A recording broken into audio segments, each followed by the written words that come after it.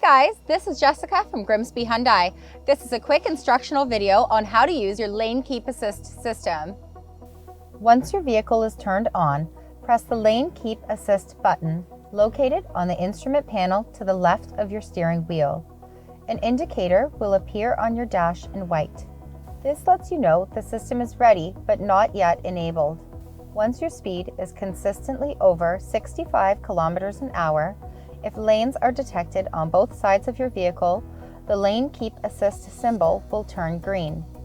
That means that all conditions are met and the system is fully enabled. When the system detects you have strayed, your vehicle will issue a visual and audible warning. It will apply a slight steering adjustment to prevent your vehicle from moving out of the lane. Something important to note: the system will not interfere with intended movements or if you have your turning signal on. And that's how easy it is to use your Lane Keep Assist. Thanks for watching. Check back next time for more videos from Grimsby Hyundai.